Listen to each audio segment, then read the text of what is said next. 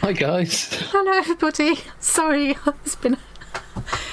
I'm all over the place. I'm all at 2 and 8s again. Oh dear. Hello everybody. She's off her nut. Lovely to see you. Oh, Kaz was first today. Carol was busy teaching. Kaz and I have been having some very exciting conversations the last few days. Carol's been teaching, so teaching online. Teaching stitching, Carol, or I'm gonna do the big reveal and then catch up on the chat because I'm late, aren't I? Hang on. Where am I? Am I? Hello. Hey, there she It's a is. shame I've had to close the curtain. It's a lovely day out there. I've had to close the curtain because otherwise it's just like bleaches out. Just the sun hits right on here and it bleaches everything out. I've got to be careful because I've got paint, water and coffee on the desk. So what else have I missed?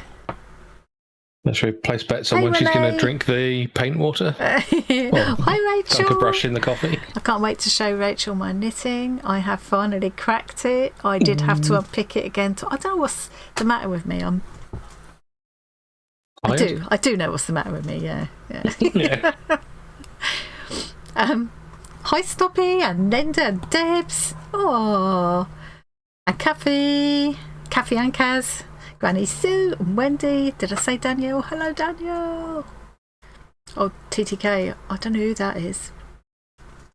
Hello, Alison. I've heard he's a genius. I've got to show you my knitting. Well, I think everybody here was here last week and would have seen the fiasco that was my attempt at knitting last week. Actually, let's do this split thing. You got so much done. I mean, I did, and then I unpicked it. Then it turned out I didn't need to have. Then it turned out it's a good job I did because I was going to knit it twice as big as I needed to. Then I started a sleeve, if you remember. I ended up unpicking that because I changed my mind about the size again. Of course. Oh, God. Right, hang on. So do they go down to, like, doll sizes then? Oh. Chopper for a borrower. So I'm going to put this here so you can see the discount code for this month's Stitch Kit box. It's men's crafting. I've got more about that in a minute. But look, I have to show you my knitting. Look. All right. All my bits and bobs. Ooh. She's been busy. Look. Oh. Maybe I'll just go here a minute. Oh, no. Oh, God's sake. This is going very well. What am I doing? No, we don't want that. What are you doing? Seriously, I'm absolutely shattered at the moment and I'm not thinking straight. That's my excuse and I'm sticking to it. Send her up nut house. I hope that's all it is anyway. Well, probably. Right, okay. So can you remember last time I thought I'd done it wrong because it turned out I was looking at the wrong side and I thought I'd got the pattern wrong. That's what it's meant to look like. I was just looking at the wrong side. But isn't it pretty? I love the texture of it. I love this colour. Camera's not doing a bad job of capturing the colour either. It's really pretty. Which is good because it's me that's going to be wearing it now. Yeah. Hey, but you're Caroline. not men's. Did I see Jackie? Hello, Jackie. And Sue. 00 Sue. Thank you, Jen. Procrastilas. That's a new name to me. It's a good name. Yeah. It's going to get a bit messy later on, Procrastilas. I love that name. Hey, Kim. Oh. And you got earbuds, Kim. Thank you, Rachel. It was worth persevering. Like I say, I've probably knitted all of this about 3 times in all, but I have now got the measure of it and I can do it like without thinking too hard. So thank goodness. You're just pre-aging the yarn. It's fine. And actually, I started all of this again yesterday afternoon. I just finished this first part of the pattern. So all of that I did yesterday evening. So it's not going to take that long because it's chunky and it's up pretty fast. How are your hands feeling? I have got this knuckle, which sometimes gets painful. I woke up with it painful this morning. I've been doing some tough stitching and I've been doing a lot of knitting. And I think I've overdone it, and sometimes that knuckle gets really painful, but I've taken some anti-inflammatories and it seems to have loosened up again, so That's good. yeah. Hello in Canada, Sharon. Hello in Canada. More ring than Procasta old fart. Yeah, I'm going to that's probably true. Oh, have I missed anyone? Don't know if I did. I hope I didn't miss anyone. If she did miss Or anyone, Shirley, I it missed is Shirley. very Hello, personal. Shirley. Yes, I If she missed you, totally it's just because she doesn't like you. I was just saying earlier on that Kaz and I have been having some exciting conversations. So Kaz is one of the people that's going to be coming along to join us at the bazaar event in August. Very excited about, extra special that Kaz is coming because she's coming from Australia. To be fair, it's not the only thing she's coming to England for, but I'm going to be very excited to meet up in person and have a couple of days with her. So yeah, we've got quite a few people coming now that I know about, and there's probably hopefully some that I don't know about as well. So I'll say now, in case I forget to say later on, if you're coming and you're coming by car and you've got fold-up chairs, you know, like camping chairs or whatever, bring them with you. Bring your own chair if you can. I know Marion did last year. She bought chairs for both of us, which hadn't even occurred to me, but I mean, I was on the train, I couldn't have done it anyway. Yeah. But Joe did say if anybody's coming by car and able to bring a fold-up chair, that would be really helpful, because we don't know how many people to expect for our little stitchy corner either. You know, True, yeah. I mean, it could be like 6 people, it could be 60, it won't be 600, but you know. I just noticed that. Go on. I was going to say, just that you only had a 3-letter word from Stitch Kit showing on the card on the hands cam there. What, men? No, the one behind that. Tit. Tom, seriously? No, I thought you were pointing at the word tit on your stream. And I'm actually pointing at it, yeah. Oh, see what, currently at work, planning a new craft of the month surprise. Oh. I better get cracking with my jumper. I've been thinking about men's crafting, because the thing about this particular box was not that it necessarily needs to be knitting. It could be any one of the disciplines that they cover, but the focus was men's crafting. So it could be a man doing the crafting, or it could be you crafting for a man, or whatever. So but they chose knitting for me because they thought Tom would like a jumper, but it turns out Tom doesn't like a jumper, thank you very much, so I'm getting to keep this, which is nice because I love the colour. Yes. But Tom's still not even in a t-shirt. But of course there are loads of crafts you can do for men, and there are loads of men. It's nice to see, I think, more men crafting on YouTube and stuff now. And there are a lot of men that I watch on YouTube. One of my favourites, I've brought some things to show actually. I'm going to put this out of the way for a minute. Let me first of all show you a couple of other things. I've shown you things that Tom has made before, but I pulled out a couple of other things to show you. Look, Tom made this. The thing about making things, it's very easy. Most people in this community already know that what Tom likes to do is to have a go at the crafts that I do it once or twice to prove how easy it is and how good he is at it, buy all the stuff, and then never do it again. But he also does some other things that I've never tried, like this. So this is brass, is it, Tom, that you've used here? Mm-hmm. And talk about how you cut it and things. Because I don't know how you did it. Crisp. Oh, you're on mute or something. Yeah. Yeah, worst time. Got little treasures in here. Well, while you're doing, it's just a thin sheet of brass. It's pretty solid though. I drew the shape out kind of by hand, and cut it with a. Well, I cut the biggest parts out with tin snips, and then I think I used a little jeweler's piercing saw to do the. It's very smooth. How did you get shapes. This bit so smooth? Sandpaper and files, probably. Don't remember, to be honest. And you never did it again? No, why would I?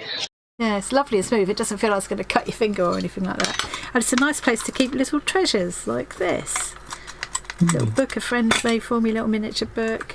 And there's a couple other things you made in here. So this was, you were experimenting here. You started to do a little plaque thing for me. Hang on. Farty. I'm surprised you didn't put... yes. I'm surprised you didn't just put farty, actually. Well, hey, Kerry! that'd be rude. Member for... Whee. She's a founding artist, a member for 4 months. Thanks, Kerry! It's not seeing all these green ones coming up now. Yeah. There's a couple other things. What did you cut these out of? Just Yeah, sheets just of tin or aluminium? Yeah. That was just I was experimenting, using wasn't it? the piercing saw again. This The one's, arty thing was etched using electricity and did I use vinegar or was it just salt water? Either way. Yeah. See, that's the kind of thing You that's do a beyond resist me. I using don't like even... Sharpie or something and then... Yeah. And you do that with... You can do that with circuit boards for computers and things? Yeah. As well? Yeah. This one's...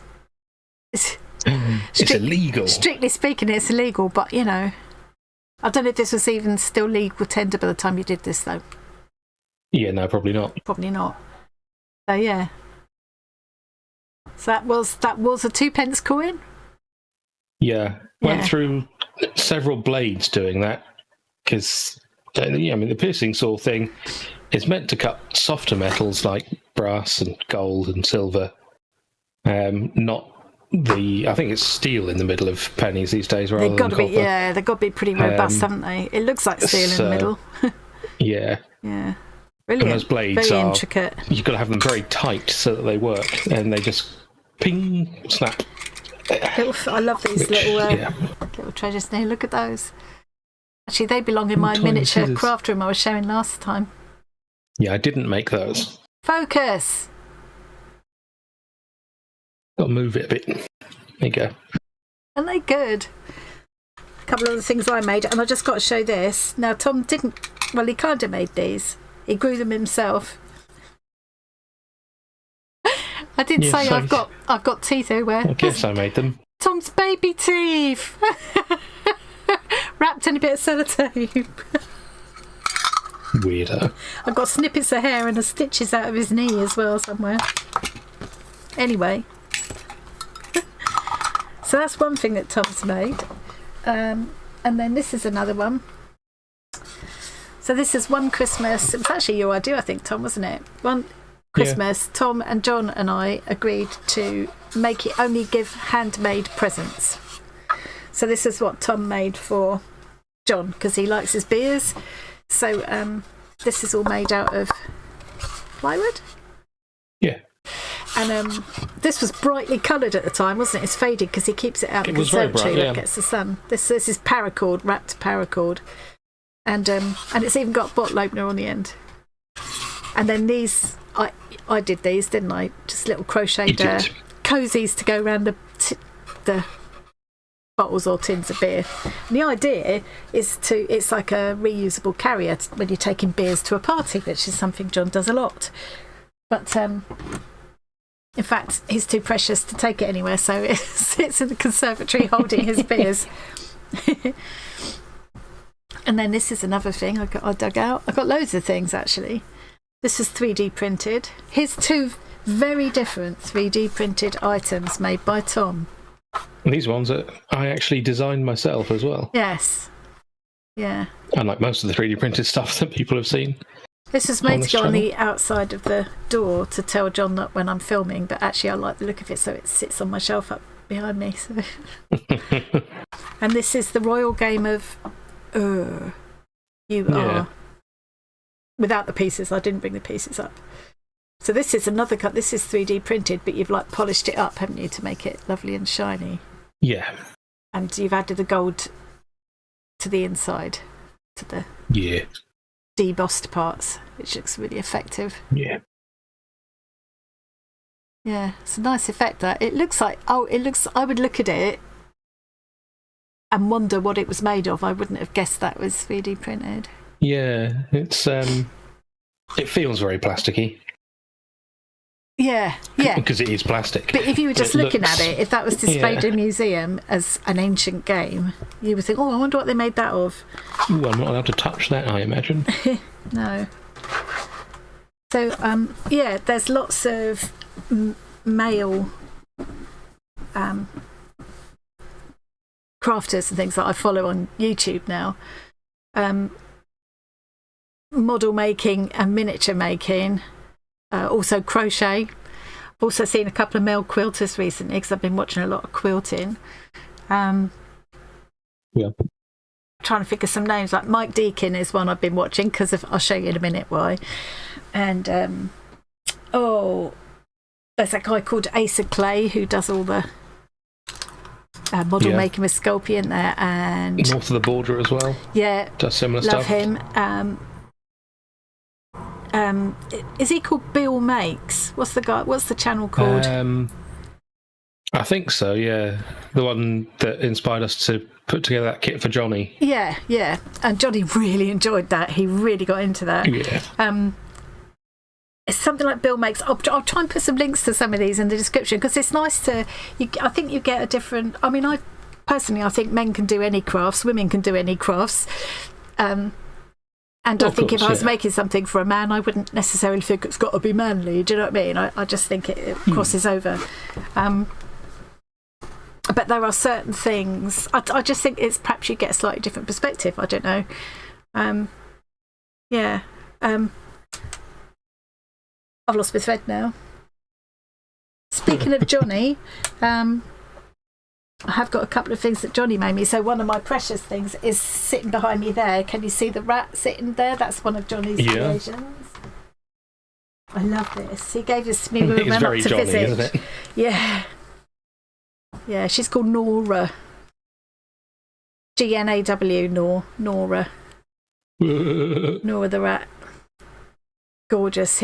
I love his creatures. I wish he would get back to doing more crafting in his room. I still don't think he's not done any videos actually crafting in that room just recently.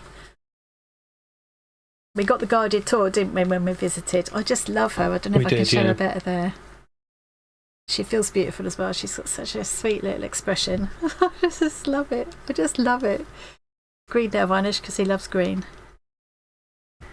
And I used to like watching how he draws out what he's got in his head and then translates it into the creature that he's designed. It's just, I want to see him doing more of that again.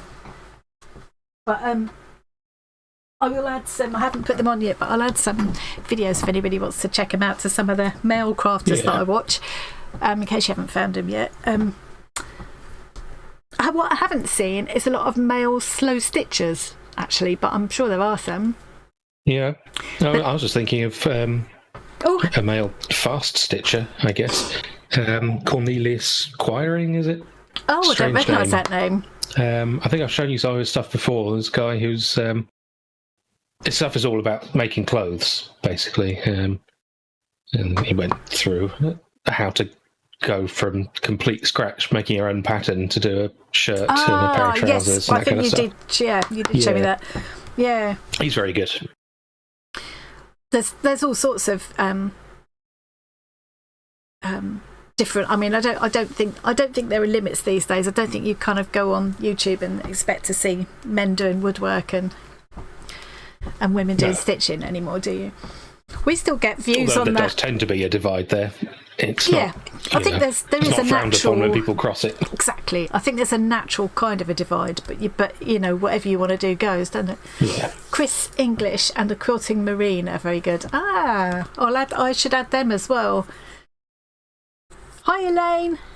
Hi, Kim. Ever said hello to Kim? Oh, I can't remember if I did or not. Thanks, Snoppy. Yeah, don't forget to do a thumbs up, guys.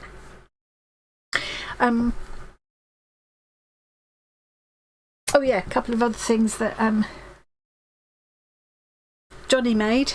So this one I bought from him from his Etsy shop, and this one he sent me in a pack at one point. I think when we were sending boxes back and forth. I just think they're such quirky little creatures that he makes.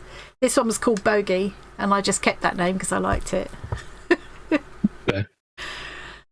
I think this one's just called Rabbit, really. I've just, typical me. It's just called Rabbit. Good name. Yeah. Yeah, so, and I've made lots of like presents for John and things over the years, but I wouldn't particularly think of, like, this is one. I wouldn't particularly think of doing him anything manly. I think I gave him this for his birthday or anniversary last year. My little felted frog. I think felting is something. Well, perhaps it's easier to show that way. I think felting is something that lends itself quite well to whoever you're creating for, really, doesn't it?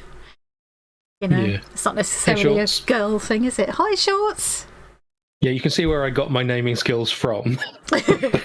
Yeah. That reminds me, I did find Hippo out in the garage. You did, yeah. The other day, yeah. I've got, in a minute, I'm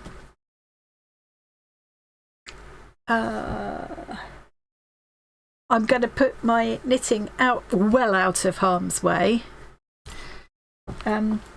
And I'm going to make a start on this kit. Oh. Yeah, you don't want to get paint all over your knitting. Which got sent to me by Snoppy. Because I've been just thinking of different things. Go on. No, go on, because I'll rattle on. Oh, I was going to say, I know you just said that you will. Yeah. That there's no sort of gender divide with crafting these days. This is a very manly kit. Yeah, I think that's the thing. I don't like putting things into pigeonholes like that. But if I wanted to make a craft for a man, this is something I might do. And it's a steampunk style clock. It's a working clock. The kit gives you everything to make this working clock. So you've got all of the laser cut MDF pieces. Not MDF, is that? Yeah, that is MDF. You've got some mediums. Yeah. I've got some others to try as well. You've got a book with all the inspiration and extra pieces as well. So I'm dying to have a go with that. Mike Deacon is in the front of this one. That's Mike Deacon. I used to watch a lot more in the days when I did a lot of mixed media stuff, and I really want to get back into it. Yeah. And this one, I did this at a class with another guy called Andy Skinner, and all of this whole thing was just made with plain grey chipboard. We just started off with these laser cut plain grey chipboard pieces and a plain book, It's amazing what you can do with some imagination and time, isn't it? Yeah, and a lot of different mediums as well. But I know that this was quinacridone gold, so I immediately had to buy some of that. And of course. Where you see these bluey black pieces in here, that was Payne's Grey water-soluble oil paint. So we'd got this whole thing looking gorgeous, we thought. We were all thinking, wow, this is amazing. Andy's a brilliant teacher. And he's got a YouTube channel as well. We just got it how we liked it, and he went, right, now I want you to paint over the whole thing with a layer of Payne's Grey water-soluble oil colour. Paint over the whole thing, like literally the whole thing kind of went black. And, I mean, I can remember we were saying to Andy, he was saying, trust the process, you're going to love it. But it was really hard because we'd already spent like 3 hours creating this thing. And then, of course, you rubbed it back, and because although it's water soluble, it's water soluble oils, so they don't dry quickly. Yeah. And you got time to wipe them all off. Very, very messy business, but they just leave all this shadow in all the cracks and crevices. Yeah. I still have questions about the very concept of water soluble oils. I know. I'm not quite sure how the chemistry of that works. You can see all the crackle effects we did as well. If it will focus, there we go. My favourite bit was this though, and because it's like made with chipboard, you could pick bits off. You could do the initial paint effect, then pick bits off to create that flaked off effect there. Yeah. That, I mean, I'm so chuffed with how that worked out. And then you apply There's a lot of different techniques in this of model making scene. Yes. All of that. That's the other thing that a lot of male crafters that I've watched, it's the ones who do models for model railways and that kind of thing as well. They have some amazing techniques which will translate into my miniature making. And they do a lot of covering stuff with a wash of a dark colour and then rubbing it off. Yeah. Also, talking of a clock, I I believe, and making presents for people. I believe Shorts moderately recently modified in a very technical way that you wouldn't enjoy. One of those clock mechanisms in the name of gift making. You lost me partway through that sentence, Tom. Shorts made a thing for someone by modifying a clock mechanism. He's a male crafter. In a way I wouldn't like. Is it rude? It's very technical and electronic stuff. It would bore you. But it's still crafting. He made a thing for his dad for Christmas. It's still a craft, though, isn't it? That's the thing. Yeah. Yeah, I just don't want to, send all of the people in the stream to sleep because they're not as nerdy as we are. Yeah. So Sharon's saying, I made my husband a steering wheel cover in his family tartan. What a lovely idea. Nice. Make him a bucket hat in the same fabric. So I'll ask the same question I asked, was it last week or was it the Saturday one? I can't remember now. Hey, Granny Sue. I said hello to Granny Sue. Arnie and Carlos. Ah, yes. Arnie and Carlos. Knitting and various other crafts. Yeah. So if anyone's got any recommendations for male crafters, pop them in the... Actually, if you can, pop them in the comments. It'll make sure, because otherwise I'll have to go all through the chat and I might miss some. Yes, the comments will stay there, won't they? Put them in the comments might be easier, and then I'll add them into the description box. And also, let me know in the chat, what would you... Who would you... Oh, that's the question I asked last time, wasn't it? Who would you like to craft for and what would you make them? What man would you like to craft for and what would you make them? Or what have you made? What crafts have you already made for men in your lives? Like Sharon was saying, it was Sharon, wasn't it? Making a steering wheel cover in your husband's family tartan. That's really sweet. Never seen that done before. Never thought of making a steering wheel cover, actually. Especially if you're somewhere where it's cold. I bet that's a real bonus. Yeah. Sue's got a series of videos from a couple of years ago when he made up a wooden clock kit. Ah, right. I love those Robotime kits, Sue. Really enjoyed it. Oh yeah, put a photo. I'll have a peek in Discord soon. Or I might watch your videos first then. There's a video tutorial from Mike Deakin that goes with that kit. Unfortunately, there's only a QR code for it. And I can make it work on my phone, but I can't see it very well on my phone. I want to watch it on the PC. And I tried putting the code in on the PC, of the link, the URL in on the PC, and then it had me trying to sign into Vimeo, which I have signed into before and watched things, but... yeah, Vimeo's a strange one. I gave up in the end. I don't enjoy Vimeo. I always find it hiccups a lot and stuff as well for me. Yeah. Rob Apple, man sewing. Put it in the comments for me as well, Debs, if you can. It's not too much hassle. I'll try and give you a list of some of the ones that I watch as well. Yeah. Preferably the ones that will be interesting to your audience, not like there's a lot of electronics type things, which, yeah. So I'll skip those ones. We still get a lot. It is men crafting, but... not necessarily something we want to be inspired by. This is another idea I've had that I might do for my husband for my anniversary. Our anniversary. Because he printed and he leaves these all over the place for me, and it's become a term of endearment that we kind of do that at each other all the time. So I think I might blow that up a bit bigger and embroider it for him. So that's going to be this is what I'm going to make. The next craft I'll make for a man, I think, will be that. Yeah. They also, of course, do the classic and not at all childish, oh look, I've got something for you in my pocket here, and boop, whips out the middle finger. Yeah. Oh, I've got one in the other pocket too. Yeah, oh look, I've got two. Yeah. I've got two on the same hand, look. They're not at all childish. 64 years old, still finds it funny. Doesn't run 1 second every second, but it keeps time. Yeah.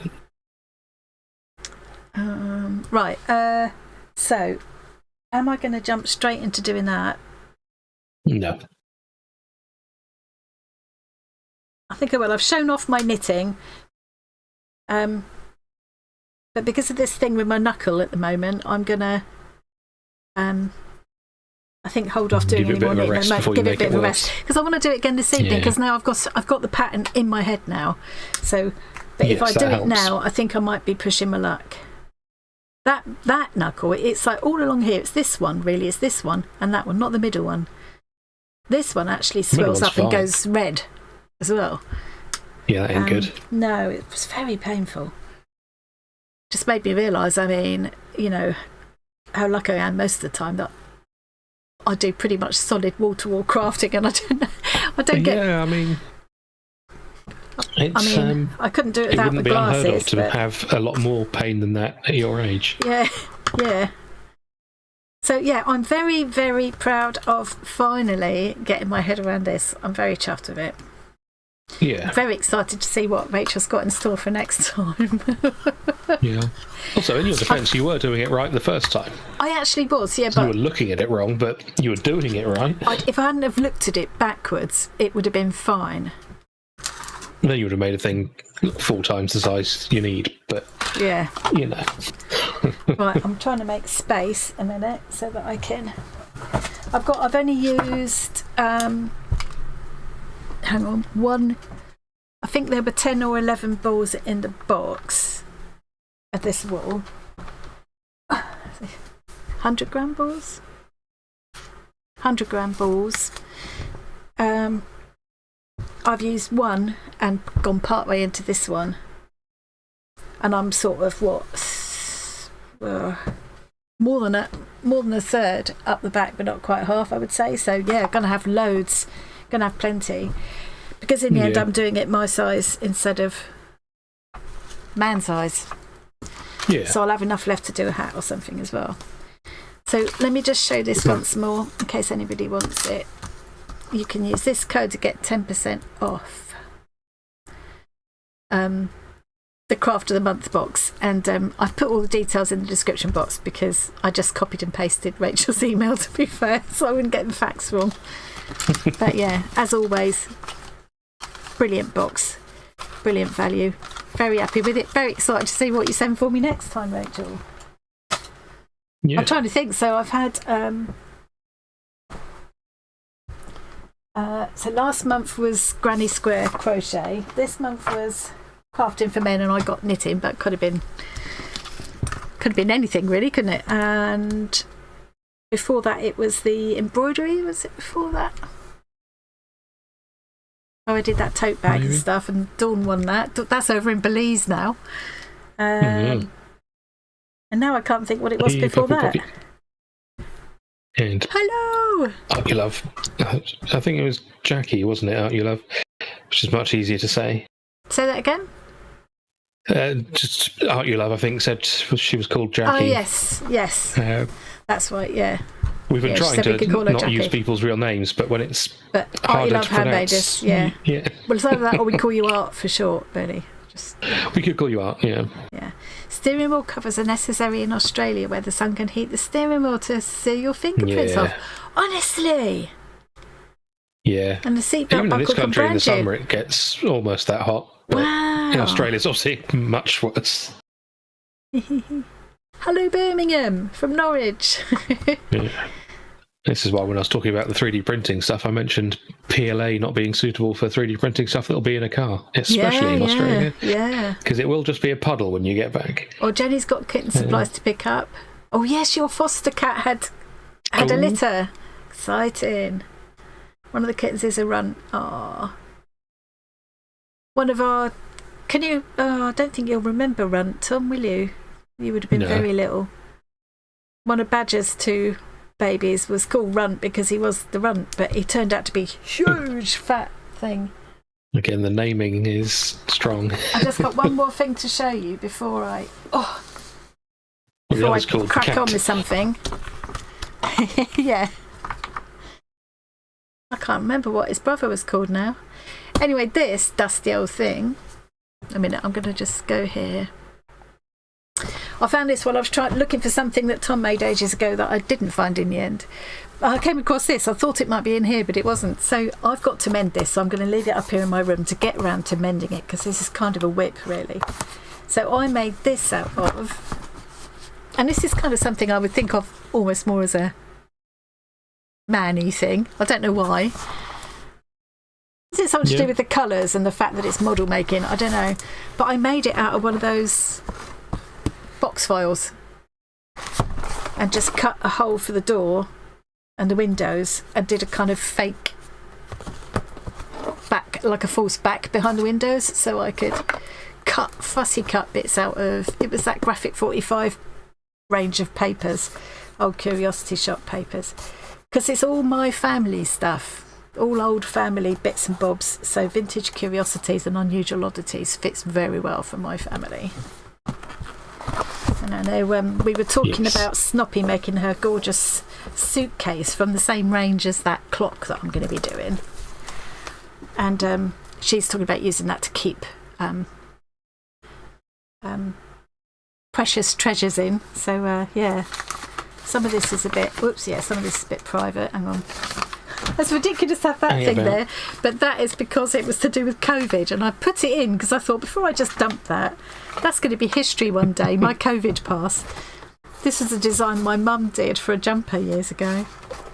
Here's a really old driving licence. My grandpa's driving licence. All sorts of things, all sorts of things in here. That's a recording of you two, you and your brother. Yeah. And I'm not going to show everything in here. It's not just an envelope of boys. No, I'm not going to show everything in here because obviously there's a lot of it. Your dad's old car keys. My great-grandfather's tailor's was a tailor, Archibald Miller Robinson. And that was the labels that he stitched inside the clothes he made. So that's very precious. And then two things to show you, and then I'm going to stop and actually do something. This belonged to my grandpa. I think we did actually play it once. See how thick it is. Yeah. Yeah. Jack Payne himself. That's a bit precious. Can't even remember what the music was now, but I know we did play it at one point. Funny the things you keep in it. With something that you knew wasn't going to destroy it. Well, that's the thing. I gave people at Mum's funeral with a bean in. There's the bean. It's fallen out. With a couple of beans in to plant to remember her, because she liked gardening and she liked feeding people. And one last thing. This is. They used to come in a case, but I don't have the case. This is the huge penny. I forgot, what do they call it? The widow's penny, or the... It's what they gave my great granny was given it when her husband was killed in action in the first 6 months of the First World War, actually. Yeah. I don't think she got any kind of useful support from them, but... yeah. No. So she had to spend the rest of her life taking in other people's laundry to scratch a living, but you know. But yeah, lovely to have. George Puckett. Yeah. Very heavy. Very heavy. See, I don't really know why I'm sort of relating that to men's crafts, really, but I don't know. But I am. I think it's because you're a bit weird. I think it probably is, yeah. Which is not going to be news to anyone here.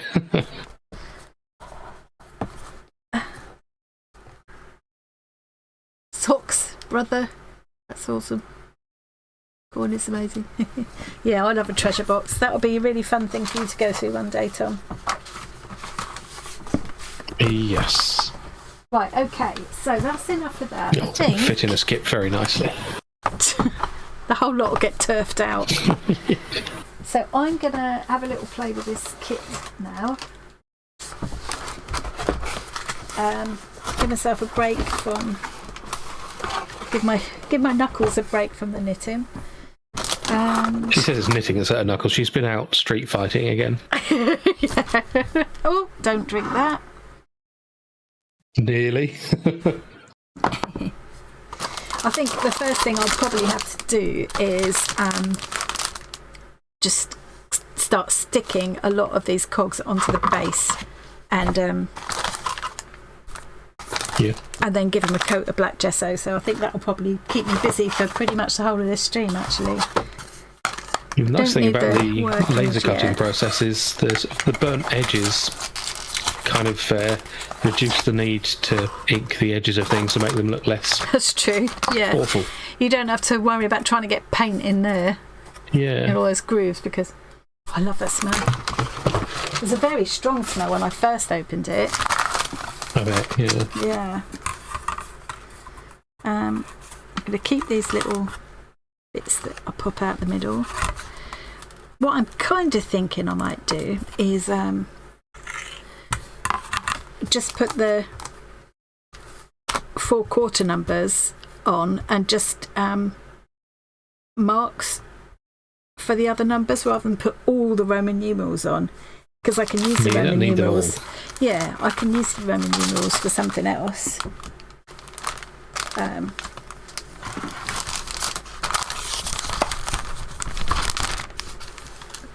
get rid of the plastic because it annoys me. I think that must be what's meant to go either side of the tag, I guess. I quite liked the look of the tag that this lady did in this book. Oh god, that's got a strong smell now. So that's how Mike has done his clock. I don't think it needs all those numbers, does it? No. I mean, it kind of works because the steampunk look is always quite a busy look. Yeah. For anything else, that would be far too much. The size of those, they're far too close to each other any other sort of style.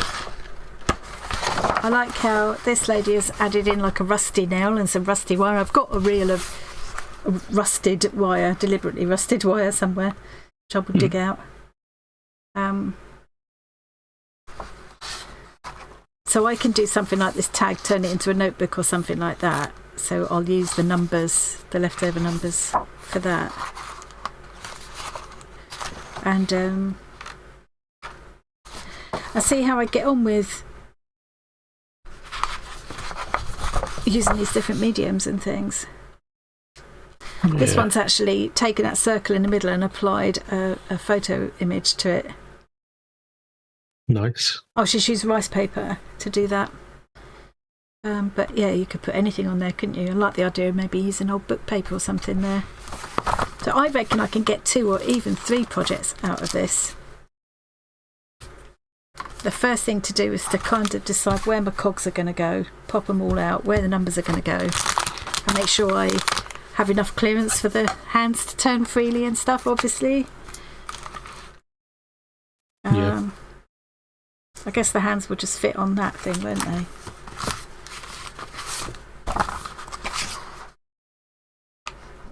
I find it quite... oh no, they don't. They don't completely fit on that thing. They overhang it. Okay, so I need to make sure there's clearance there. Definitely worth bearing in mind. Yeah. I mean, you can always shorten the hands if you need to. That's a bit scary. Okay, I'm going to put these out of my way for a minute. Oh, God, you should see the pile of crap I've got down here. This floor all around me, literally all around me, is just stuff. Okay. Let's have a look at what they've put in here a minute. Sorry for the noise.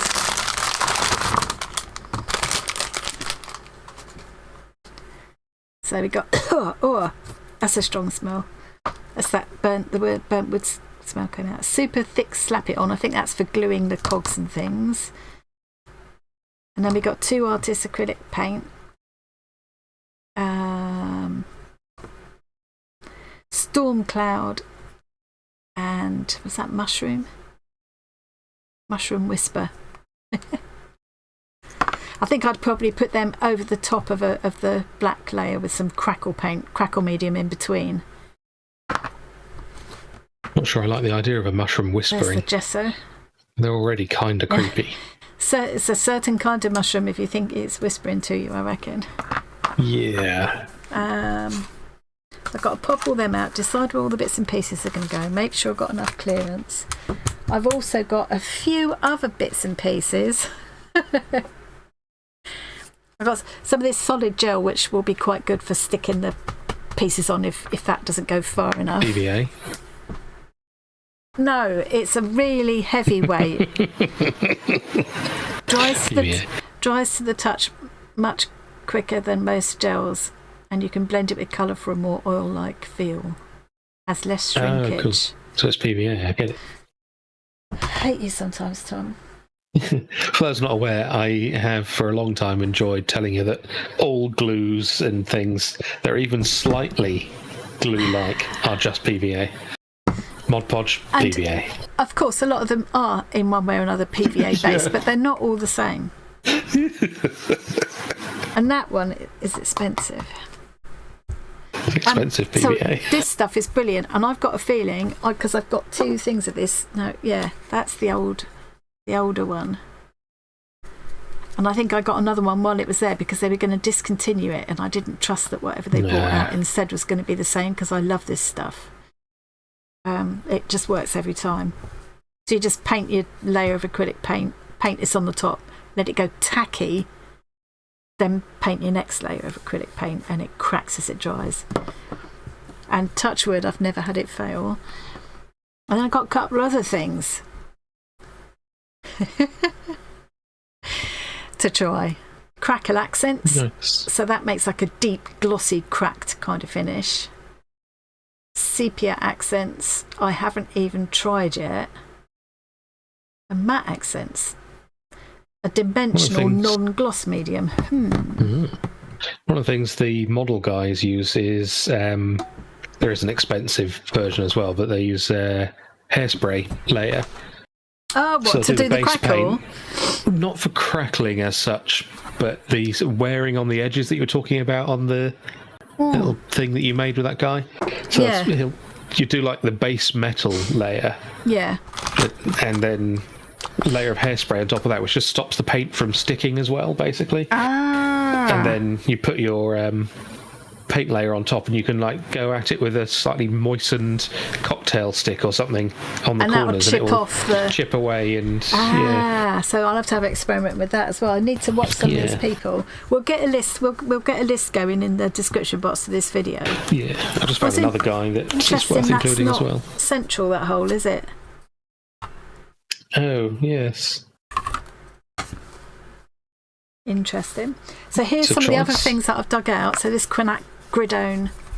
God, this is expensive, this paint, but I'm very precious about it. Quinacridone Nickel Azo Gold. It's like it's translucent. You can see how translucent it is by the thing that's there, but it's really good for getting those rusty effects. It's also really nice for doing like a warm wash over things. And you don't need much of it. No.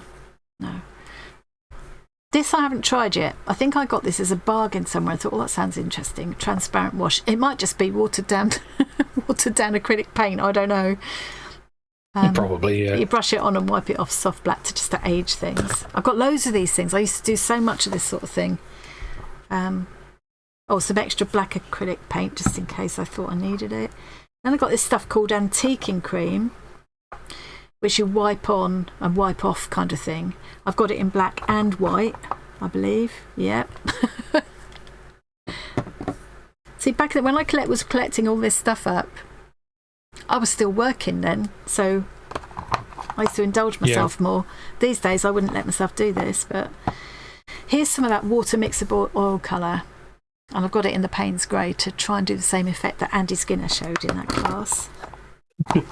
This I've had since we were still living in Cornwall, Tom, because I was using it on. Didn't you? Yeah.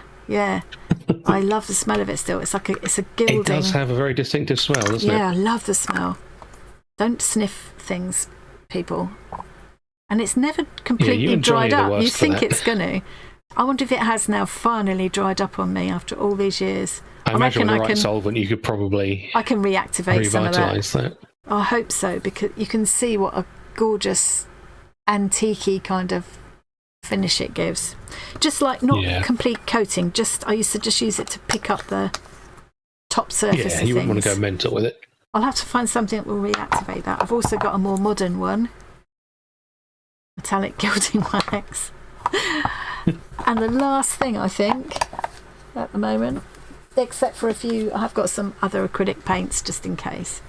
I've got these which are made for using on metal, but I reckon I can try them on other things. So they're patina effects, verdigris, jade, and moss. So I thought, they'll be interesting to try. So I'm going to have a lot of fun with this, and I will be filming at least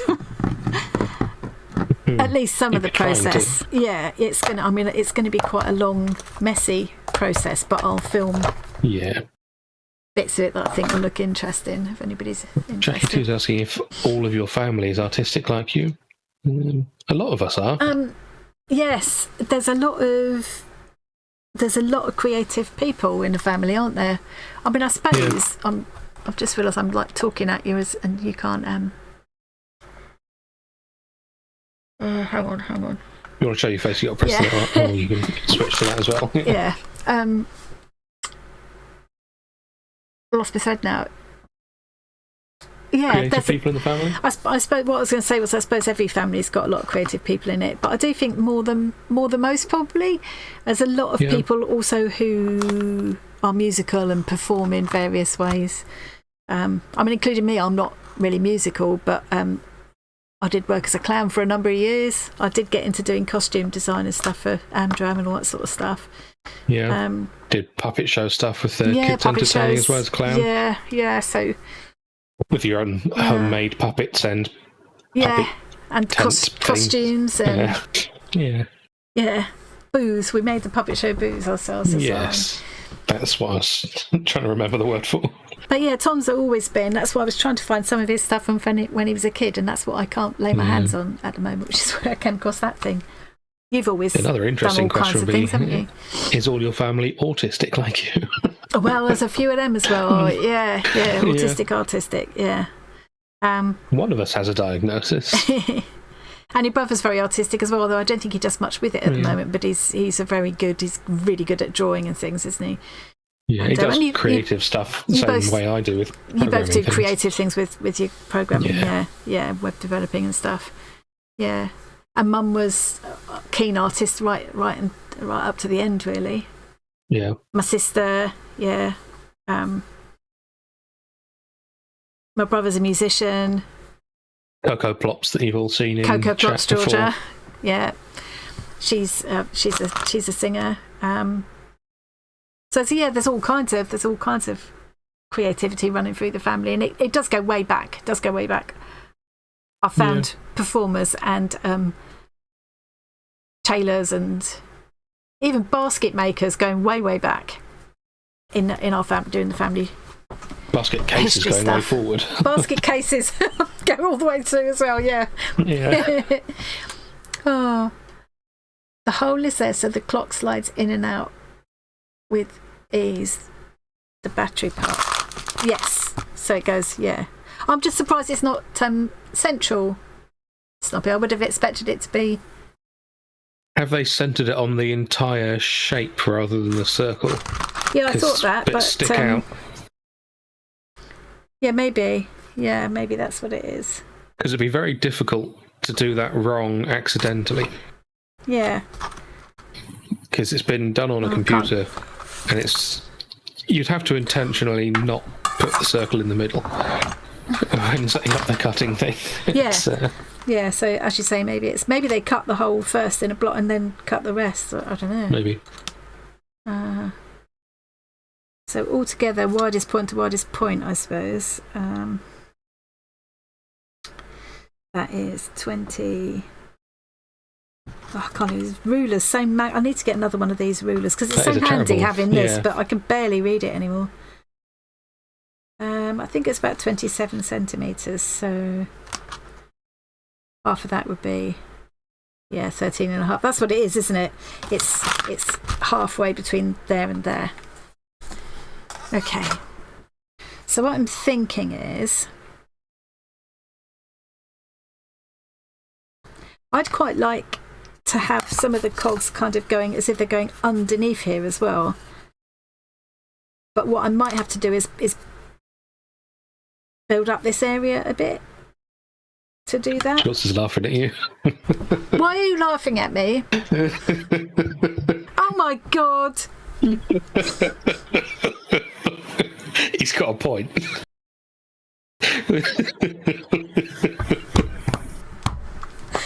Yeah, all right. Well, I was just checking that you were paying attention, Short. So clearly you were. Well done. You passed. Oh my God. You passed. She did not. Who's she? The cat's mother? No. My mother. I remember being so confused about that when I was a kid, when it was and wasn't all right to use the word she. Yeah, some people go ridiculously over the top and because you can't keep don't on ever allow you to use the word. someone's like, name, can you? Yeah, I mean, that'd pronouns be awkward and stupid. Yeah, pronouns are there for a reason. They are. What I would like to do is to have some depth by having some of these kind of underneath here as well.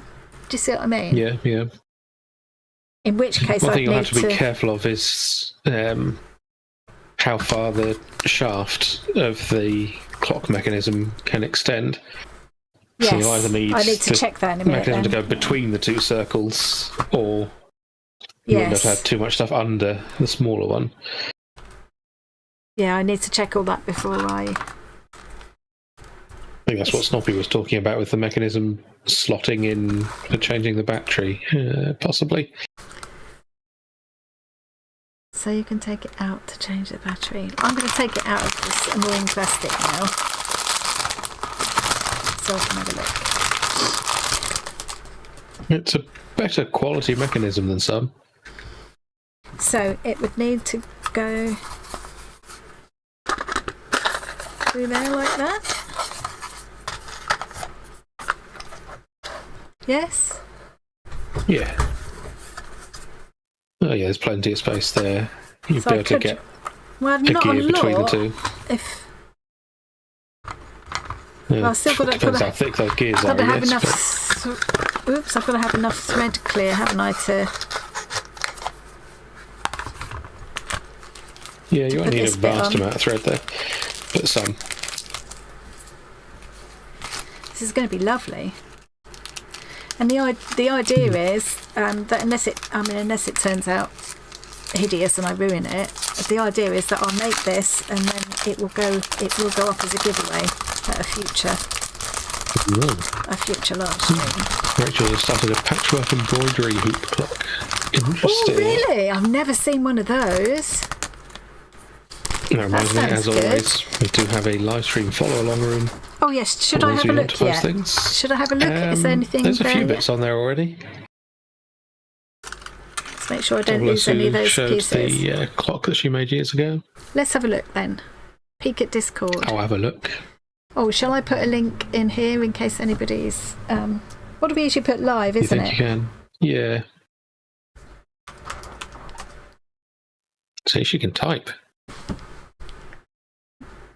There we go. If you're in our Discord, that will take you straight to the live stream follow along room in case you've not discovered it. And if you're not in our Discord, you can click on that link and it'll invite you to join. It's all free. You're very welcome to join us.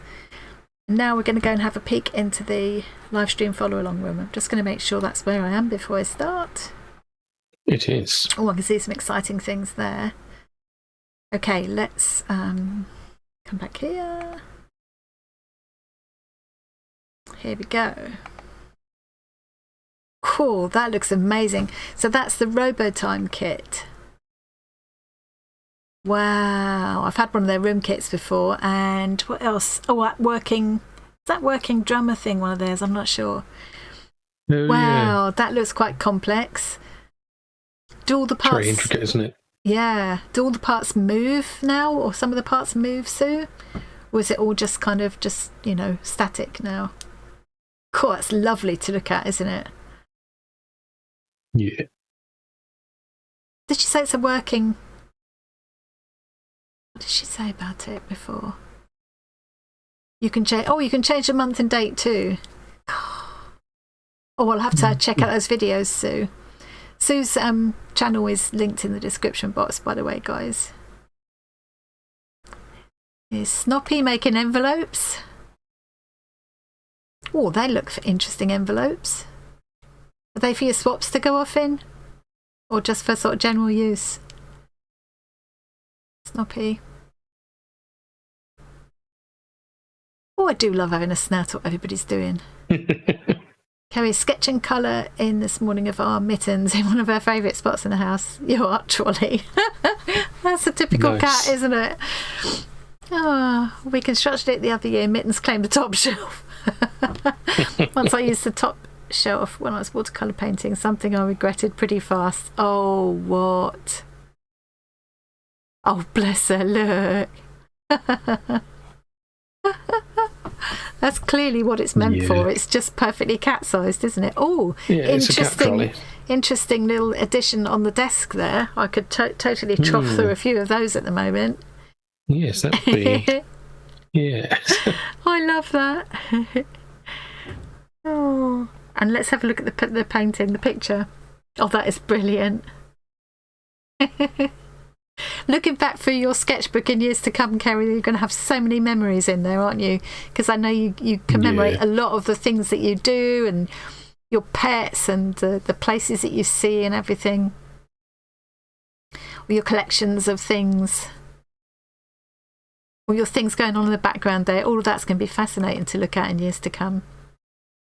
It's one of the nice things about keeping a sketchbook. I wish I could journal. I wish I could stick to it. Jackie journals, don't she? Oh, look at that. So Snoppy's finished her suitcase. So this was using another indigo blue kit, wasn't it, Snoppy? That looks amazing. Now she's thinking of looking for a larger one that she can modify, which I think is a brilliant idea. It's a nice way to store little treasures and things, you know, family treasures, especially those kind of worthless treasures that I have a lot of. I keep saying worthless, it's a bad word to use. Priceless. It really is, yeah. Yeah, because they're not worthless. What I mean is there's no monetary value to them. They wouldn't be worth anything to someone else, but to me they're absolutely priceless. Yeah, that looks lovely. I hope I did a good job of this one. Right, let's come back here again. So, if I want to, I'm going to actually just place these pieces. I don't know where all this is going to go. Do you think that goes under there? There's no instruction about that without watching Mike's video. Do you think there would be an instruction for how to actually assemble the clock? It shouldn't need a vast amount. But where does this rubber washer go? It can't be there. That would look unsightly. It might be on the back. I would imagine it goes on the back between the board, yeah, like that, to stop it from spinning when you tighten the thing down. Okay, yeah, that would make sense. Because you don't want that to be able to spin freely. No. So if I've then got that, well, I don't have to use this. I mean... You don't have to, no. Hi, Jodie. Hey, Jodie. Not doing anything, the video just shivering. Oh, you can just sit and chill with us then, Jodie. Yeah, the video probably will show. This is very slightly twisted feeling this hand. Can you see? It's got a slight twist in it. I'm just going to gently level that out. Do it too far the other way. I know. I can even alter this a bit, can't I? Yeah. And that the patina stuff that works on metal would work on that. True. Okay, so I must now need to. I'm really rubbish at this kind of thing. Okay, where do you think this bolt goes? Over there to bolt these together? But where will this go? Yes. I imagine you put the washer on first and then the nut. So that'll be... So I don't think... What it amounts to is I don't think I've got enough...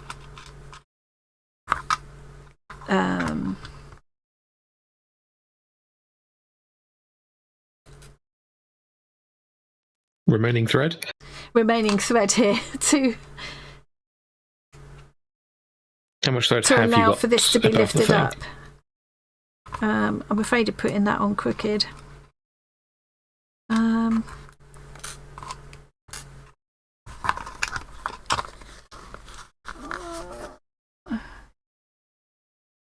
very little, very little. Yeah, you probably best not put anything under the circle then. No. You can, of course, put some paper gear shapes. Yes, I have got some dies that will cut them. Yeah. I've also got the stencil that came with it, so I could stencil on this to give the effect of. Yeah. Yeah, and if paper was too thick, you could cut out a curve on the things and have it just fit up against the board if you wanted to. Yes, that's true. Yeah, it could just look as if it's going underneath rather than. Yeah. But I'm going to put these back in this plastic so that I don't lose anything. Oops. It's also possible, of course, to cut a piece out of the back, the bigger circle.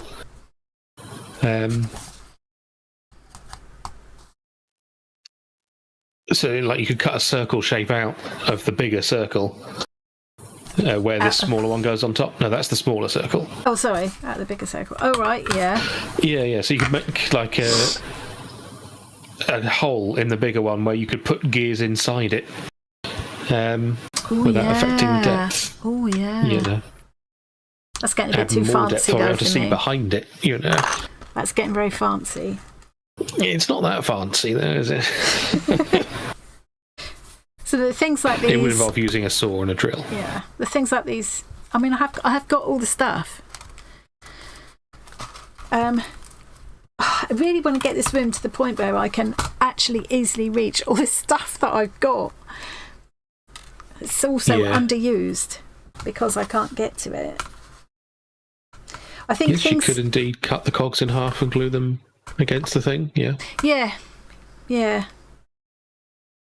But it would have to be not just in half, it would have to have that curved shape. Yeah. I think. But that's not beyond the realms of possibility. Doable.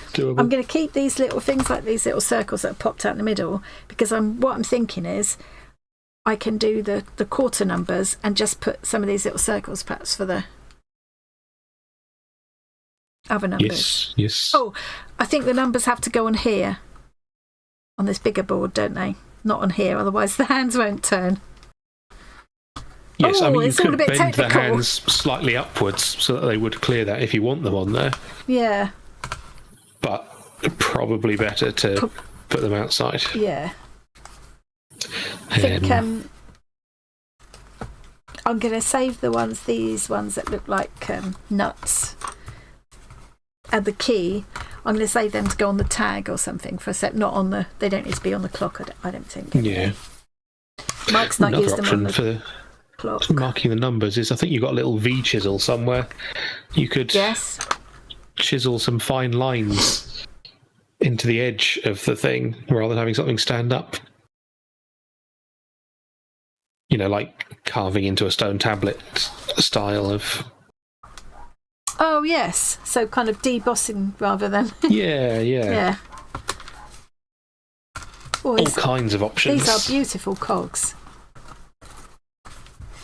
Yes.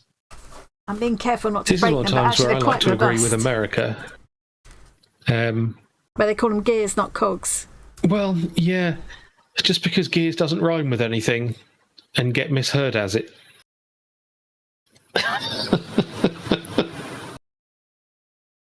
The G sound can sound Tom, a lot like a harder K sound. just trying to find an excuse to use rude language, which is something I Just, never you know. do.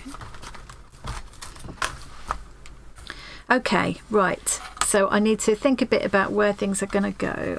I'll keep that there so that I make sure I stay clear of it. I like the idea of trying to make it look as if they're actually linking up. You know what I mean? Like they'd actually do something. Do you know what I mean? Rather than just being stuck on wherever. But I don't know if I'm going to be able to do that. Oh, we're having a lovely play. Ooh. I think I might have been over ambitious thinking I was going to get all the bits stuck on and a first coat of black gesso. Well, you've still got 50 minutes. Oh, that's what I'm hoping for.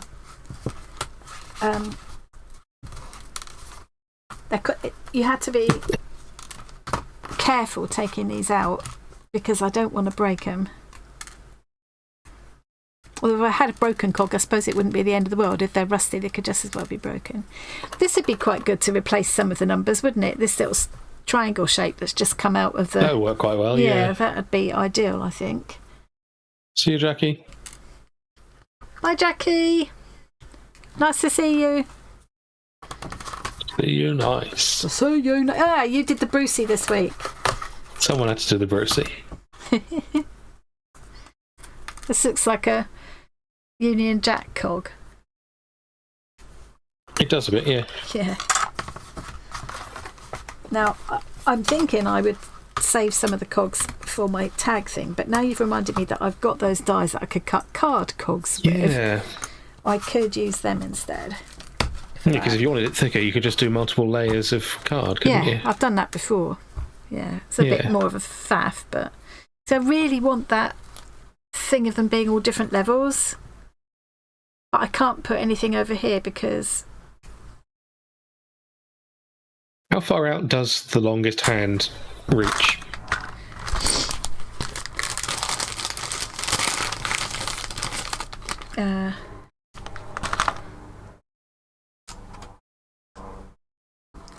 Yeah, quite far. Yeah. But how... Oh, hang on, I need to know. Because this burnt smell of the laser cut wood. Yeah. Quite powerful. In a good way. I love the smell. Oh, for Pete's sake. Just drop them off a minute. Have you ruined everything? I've ruined the whole thing. Is ruined.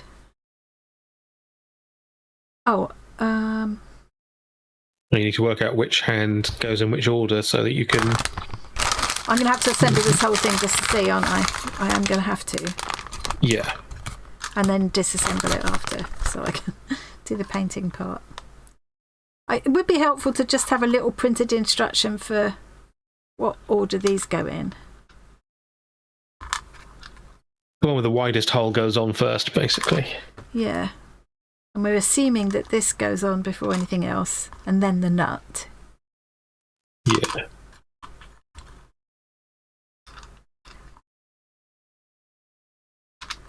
See, at the moment I'm feeling like this is fairly manly crafting because it's all a bit technical. Yeah, yeah. And there's no... Not that we're implying that women can't do technical things. No. In your household, you're the one who has tools more than John. That's true, yeah. So... I do love tools. So that... You are a tool. I'm thinking this one must be the last one because that's the finishing. Yeah, that goes on thing. last. The hour hand probably goes on first. It's not going right over, it's not fitting right over that. There should be a little bit that it can fit over, in theory. Doesn't fit right over. Definitely doesn't. It doesn't, I'd have to force it. It will require a little bit of force. It doesn't want to. But... That's weird, isn't it? Well, you might have to look at the video for this one. And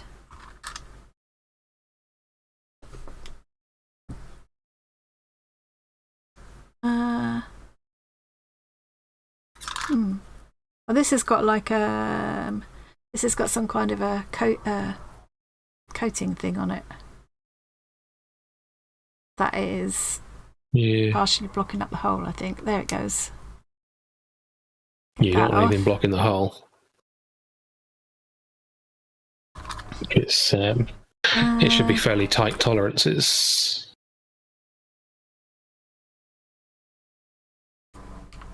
Theoretically, each one should be like a sort of satisfying press fit over.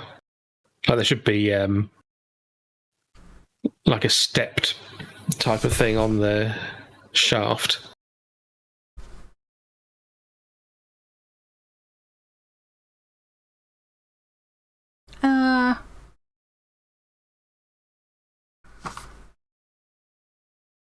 There is a stepped thing on the shaft, but I've pressed quite hard there and I couldn't make it go on.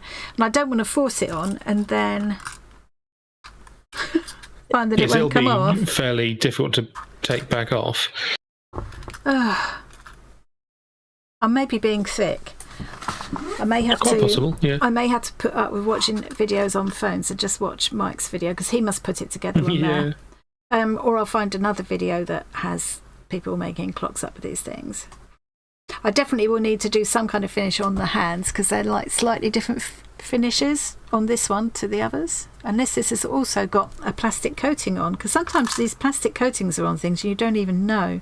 Yeah, this has got an almost. There we go. Yeah. Will it go on now? Now it feels like it might go on. I think the plastic coating was getting in the way, but it'll still be. I'll snap it into fit and it won't want to come off again. So I don't want to put it on now. Yeah, I mean, you only needed to put them on to see how high up Yeah, the longest hand was going to be. I think the longest hand is going to be about there. I think I will have space pretty to good put clearance. Yeah, but what I need to remember is where the numbers are going to be. Yes. Okay.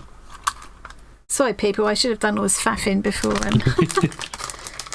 Apparently, we can't get rid of Snoppy that easily. But there wasn't any before. Try harder. Oh. Well, to be fair, we can get rid of her that easily because we just kick her from the chat. We wouldn't do that. If we wanted to. We don't, but we could. Right, I'm going to take this off now.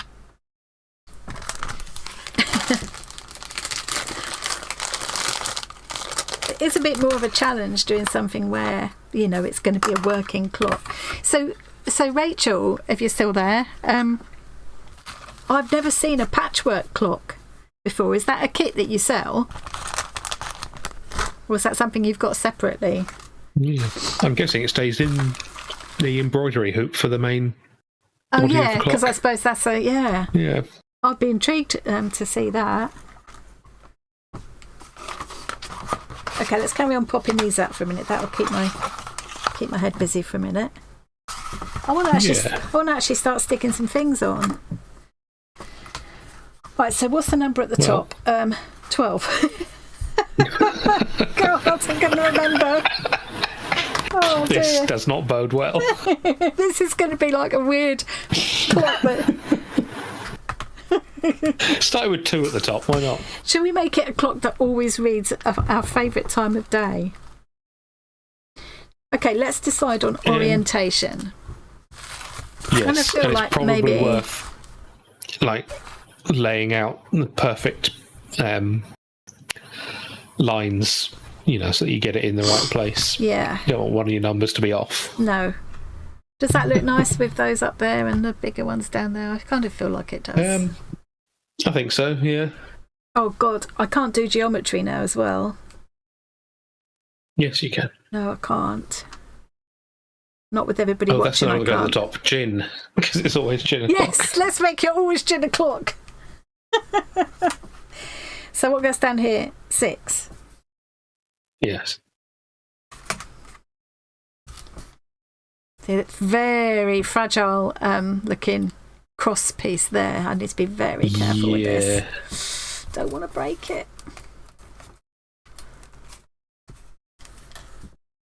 Making it up from a few ideas you found online. Ooh. All these creative types in this community. I think you should make up a stitch kit for it, Rachel. I'd love to do that. Yeah.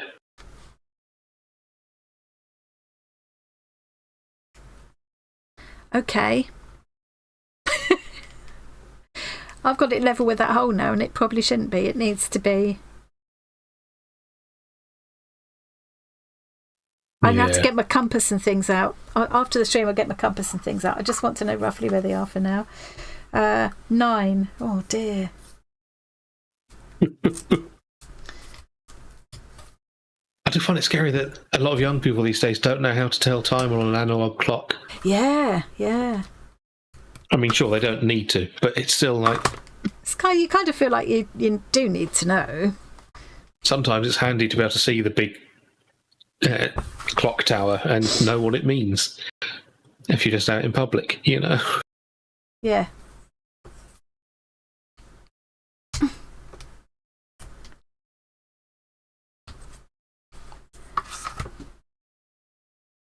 because this is going to be tricky.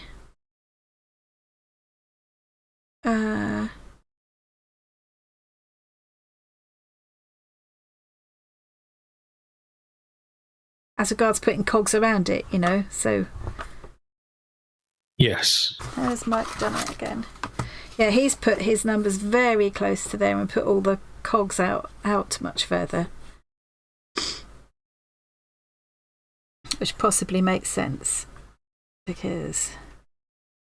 Yeah. So if I did that, that's quite nice, isn't it? It looks like off centre because I'm centering it around a smaller circle, which is kind of where the... Once you put more cogs on the top left bit there, though, it'll balance better. Yeah, let's just put some up there just for...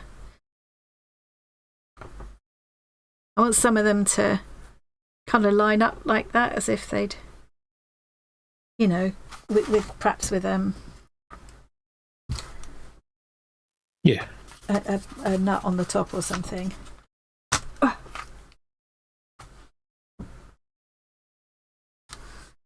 It's just you could do some bits if you've got anything. You can make like a sort of ruby looking thing, some kind of shiny, because a lot of the times they have gemstone bearings don't they? things. Yeah, I've got like stick on flat back cabochon type things. Yeah. That would work. Yeah.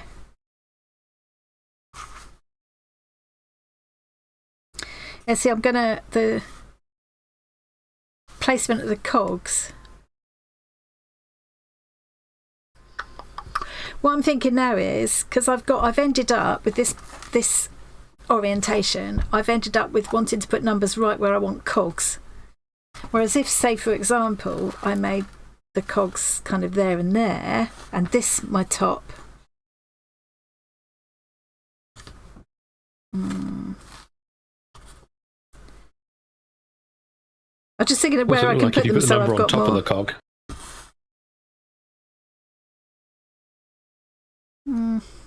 Does a number become invisible? Yeah. Sort of.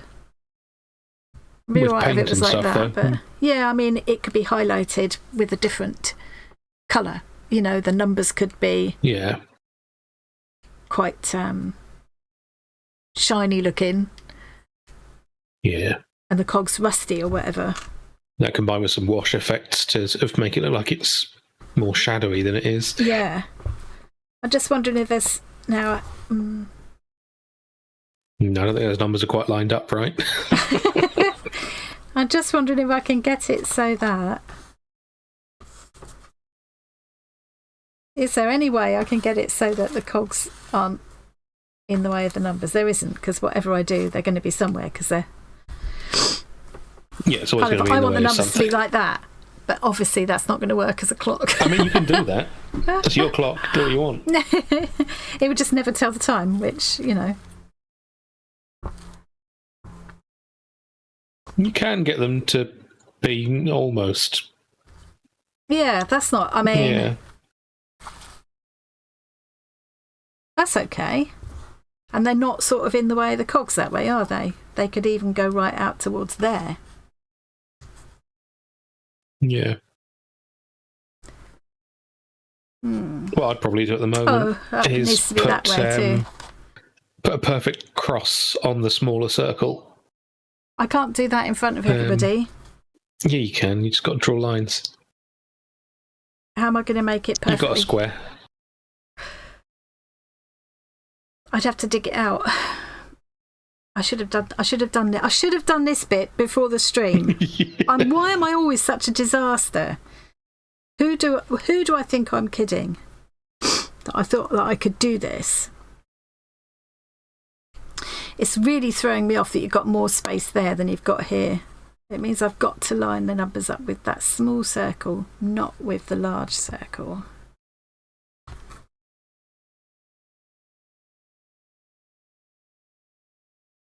Okay, so say it was like that. Let's just get a rough idea.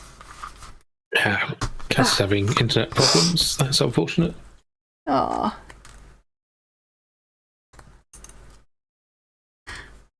so excited to see everybody at the bazaar thing. Yeah. It's going to be See, amazing. clockmakers have tools for doing things like the cross I was talking about on the clock face. Like you'd have a pin that goes in that hole, fits perfectly, and file a flat on it exactly halfway through. That way you could line a ruler up against it and you know it'll go right through the middle of the circle. Well, I need one of those right now. Yeah. Well, make one. You've got a lathe. And files. See, that's what I'm thinking is I can use those little bits like that instead Yeah, of they it work being... quite well.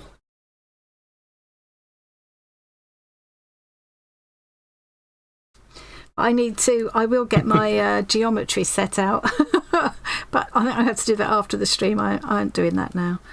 It'd be deadly boring to watch me struggle with that anyway. And make sure I get all these placed properly, because I do want it to be a functioning clock that will tell the time, obviously. Oh no, look, see, now this is in the way. Maybe we just have to guess that bit.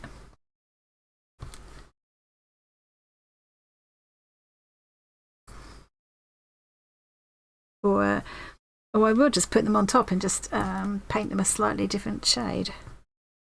Yep. I've got all those different media to try out to get different effects with. So, you know, the numbers could all have a verdigris effect or something, couldn't they? They could. That.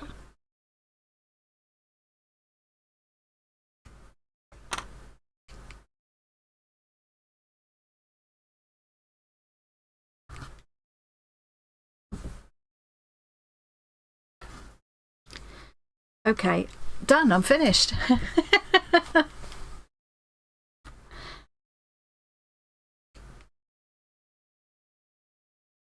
That's kind of what I'm thinking. I suppose to get that deep, more sort of depth to it that I'm talking about, I could put some underneath here as well, couldn't I? Yeah. The bigger ones would go underneath. Definitely worth doing. Yeah. That way you got 3 levels of gears. Yeah. So that could definitely go under there. Yeah, that will give a more interesting effect. Then I could just use a small one there. Yeah. Oh, yeah. God. Yeah. Actually, it'd be fine. I don't think I'm going to glue the numbers on now. I know that there will be enough room for them. I know where I need to leave space. I think I'm going to try and get some cogs on though. Do I want to stick this one on? No, because I might want to apply a different effect to that. Okay. And after the stream, I'll show you a video that walks you through how to use a compass to split a circle into 12 equal parts. Oh, brilliant. That's what I need. Yeah.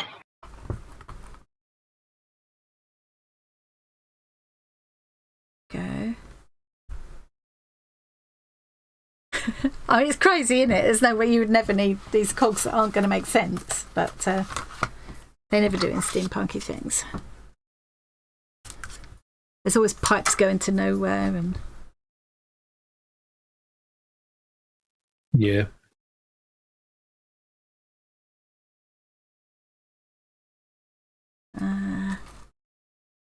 these big ones here. Only knew someone with a 3D printer who could 3D print you more cogs. Yes, and some more of those pipes, please.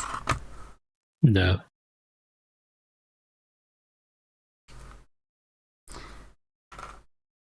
Is it better to have my cogs in 3 places? No, because they're not going to balance up with...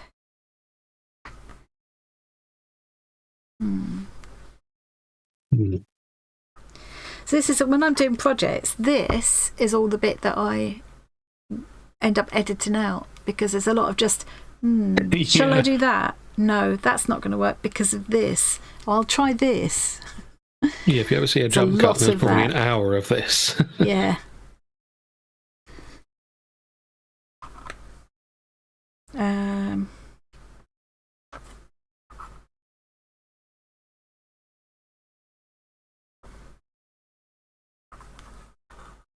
It bugs me that the gears they've included are all different, I think called modules, basically different tooth sizes. Yeah, none of them actually. So none of them would work together at all. No, I've already checked a couple to see if I could make them look like they would work, but yeah. It's still a nice kit, but it's one of my favourites. It's unconvincing, mechanically speaking. That looks rusty before you even do anything to it. I hardly need to do anything, do I? Yeah. I mean, that's already got that effect because of the burn of the laser cutting. Yeah. I'm going to pop that out and keep that.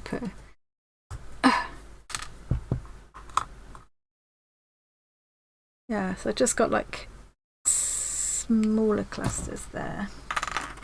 You see, I always prefer videos that are sort of long form when they keep all of the thinking in them. Yeah, but a lot of people don't. Mine would be very, very long form, and yeah, your short videos are long. Yeah, yeah. Even my long videos are sometimes fairly heavily edited because the projects I do take me hours or days. You know. Yeah. I do leave in mistakes and things because I think it's interesting to see part of the process, making those mistakes and how you work around them. But I don't keep in loads of kind of shall I do this, shall I do that, because I just think people would wander off and find something else to do, really. Yes. Is that too high there? Was that okay? I don't have to use them all on this. I've got the other things to make as well. So, do you think I'm daft? Yeah, you don't want to go over the top. Yeah. Do you think I'm daft doing the extra ones there? Should I just leave those two? I think you're daft, but not necessarily for that reason. Is it better just to keep the two? What does everybody think? And why? Yes, I need a coherent reason. Oopsie.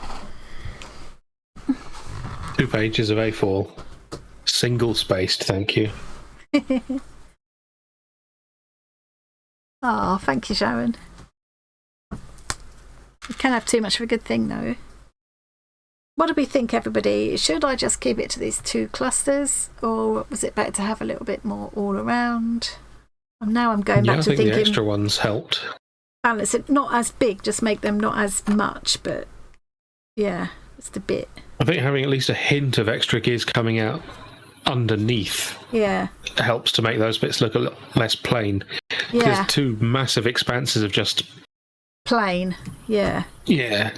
Not that it will be entirely plain by the time I finish, because of course, be doing crackle effects and things, but you could also distress the shape of the edge a bit with with a hammer if you wanted to. Just dent it, chip it. I don't want it to end up being like 4 corners. So I'm kind of,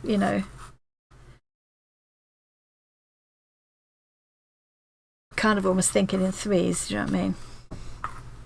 Because of the design of the gears, there's no way you can make it sort of realistically make sense. I can't where make the it gears make are. sense. No, that's not happening, is it?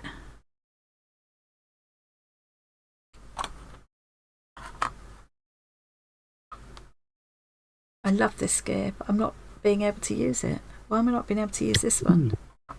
Is it worth leaving a bit of space at the bottom for something to dangle downwards, like a pendulum or or the key? Maybe that's where I could use the key. Maybe be a dangler. Or I might have something. So I've got drawers full of old toot that, there must be something in there, in my metal. I've got a drawer marked metal, two or 3 drawers marked wood. I'm sure there'd be something there that I could paint up to. Realistically, all your drawers marked old toot. Yeah, see, it might be quite fun to hang the key from there. I was thinking I would use that on the tag, but.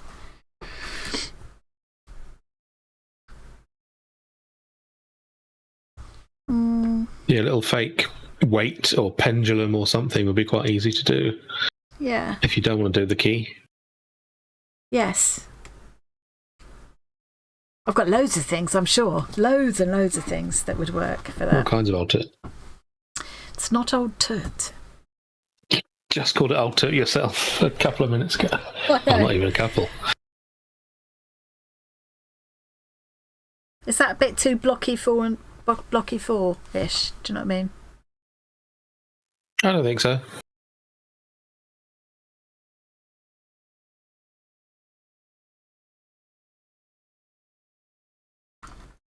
I mean, is that enough? Is that enough? Shall I stick those down?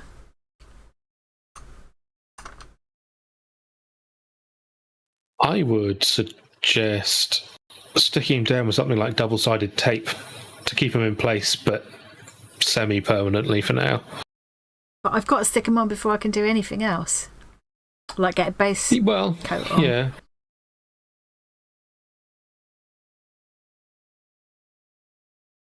Kind of feel like, I wonder if...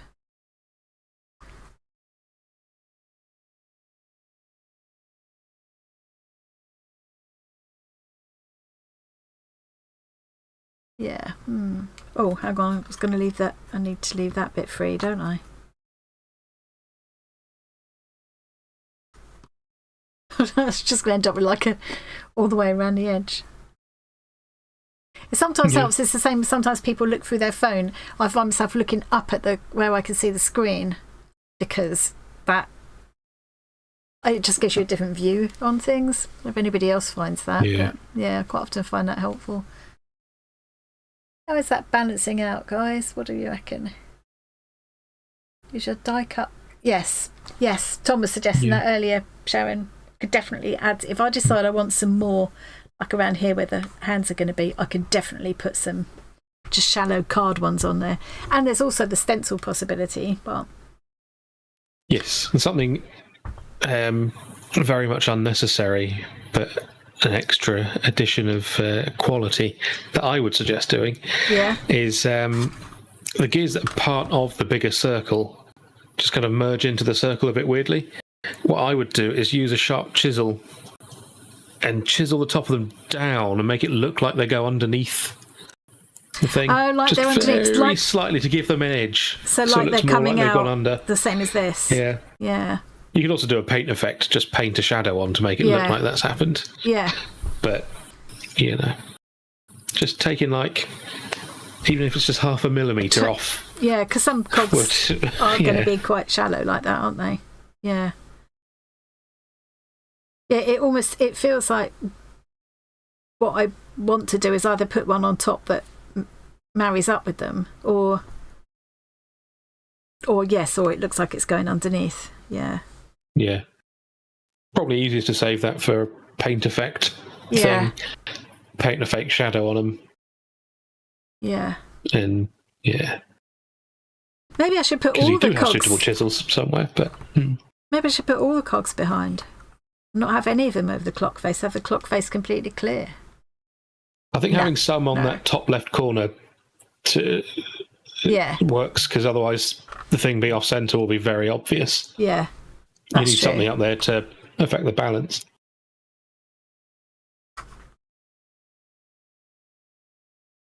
I do love how the laser thing is giving it that rusty effect. Without even trying. Yeah. The other thing to bear in mind, of course, is if you are annoyed by that thing being off centre, we can just drill another hole in it. Yeah, and then put the... this would be covered up by something anyway. It could easily be covered up by something. Yeah, that's true.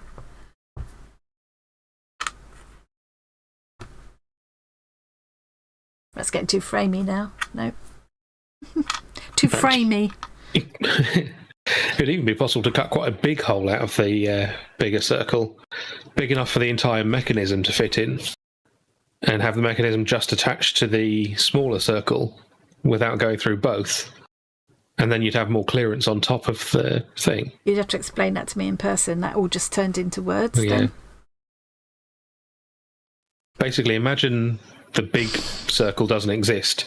Yeah. And the mechanism just goes through the smaller circle, like it's a tiny clock. Yeah. And then cut a big enough hole in the big circle. Yeah. That the mechanism will fit through it in its entirety. And just put it through and glue it on. Like that. it's an option. Still not making complete sense to me. I don't think it's going in.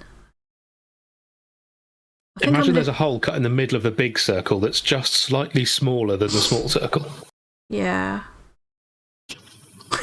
That would work. Okay, I'm just going to take your word for it. Wouldn't need to interact with the back at all, and you'd have some extra shaft. Oh, yes, I see what you mean. Yes, I do see what you mean now. Yeah. It's a possibility. I'd like to do it with that, to do that cut, because I'd like to get some stuff stuck together this afternoon, basically. It's as simple as that. Well, yeah, that is the problem, of course. Yeah.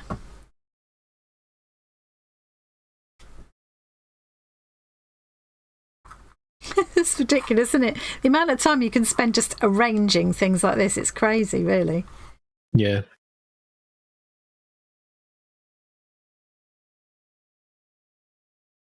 Mechanical pigs, nice. Mechanical pigs, that sounds interesting. Mechanical pigs. Yeah, see, Kate and Elaine know what I'm talking about. I know. At least Kate used the word recess. Yeah. Get when I do a flying pigs theme. Yeah, it does need some of the top layer. It does. It would look bare otherwise and weird, wouldn't it? Yeah.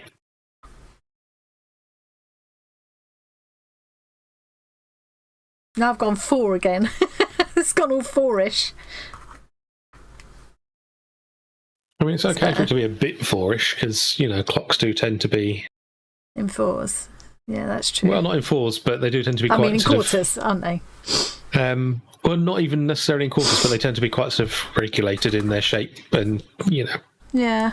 So it's okay for there to be a pattern in there. For it to be a bit... Yeah, I suppose so. Yeah. It's not going to be random because it's not nature, is it? Yeah.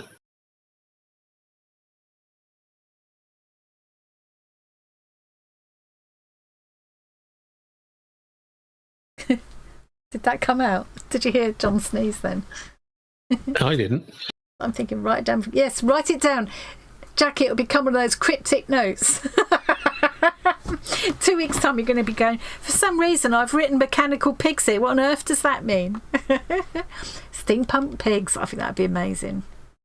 Yeah. Go for it. Go for it. Do it. Yeah. What does that look like then? What do we think? I hate it. Start again. Don't say that.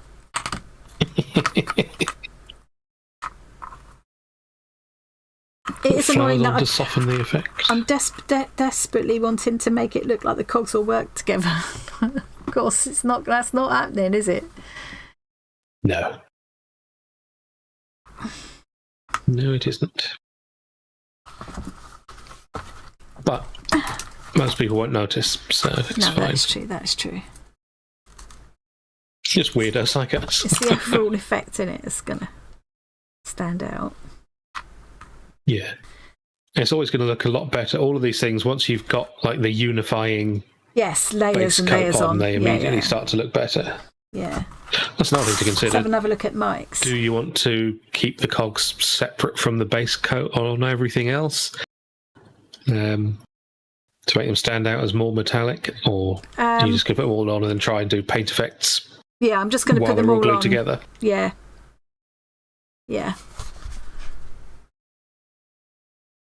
I think I'll be able to use the different mediums on different sort of layers of it without too much problem. That's what I'm hoping. And if odd bits of them show through, it will just look rusty as they do at the moment. So that's fine. Their base colour is fine, isn't it? Yeah, it's really helpful actually. Yeah. Yeah, it's like if you had, you know, the well-ventilated area and some spray paint, I'd recommend just spray painting them black first, because that would be very quick and easy. Well, my idea is to use a brush and paint them black, which is going to be a bit more time-consuming, but not impossible. Yeah. Spray paint is amazing when you have the area to use it safely. Yeah, definitely. When you don't, it's quite risky. Not so amazing. And boy, can it make a mess, especially if you're renting as well. It's like, you've got to be careful. Sorry, accidentally painted the window black. Yeah, oops. My bad. Actually, if it's just the glass of the window, that's very easy to fix. Right. Paint comes off windows very easily. Got all those bolts and things as well, but I don't need to use everything. I'll have another look at what Mike has done there. So he really has stuck to those two areas, but sort of built out. And yeah. But yeah, I mean, he's put random like those kind of screws there, and it's it just none of it can make any sense because it just can't, can it? So. Yeah. I do like the way they efficiently use the centre of the cogs to make screws. Yeah, it's nice. Smart. Cut in a circle anyway. Why not make it useful? Yeah.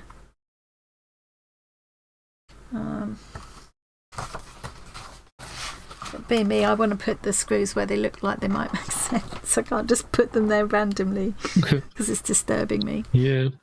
ClickSpring is a very good channel that we should put in the description. Will we remember all these afterwards? No, I'm going to start writing notes? some in Discord for you now. Thank you. Yeah, he's the guy, I think he's Australian. He did that massive brass clock and he's been remaking the Antikythera mechanism. And yeah, he does all kinds of very fancy machining stuff. Yeah, very good. Clever boy. Yes. I'm wondering about having that third one. Should I stick to doing like Mike has done and cluster them all like this side and this side where they were intending them to be? Don't know. I think Mike has actually put some underneath as well. I don't know. No, maybe not. Hard to tell, actually. Yeah, I'm sort of changing my mind now about having that extra cluster there and just thinking let's just stick to either side. Yeah, it doesn't need to have a cluster, but having something to break up that expanse, I think, would be nice. This and this, but then if it comes all the way up there a bit more, there isn't such an expanse anyway. I don't know. True.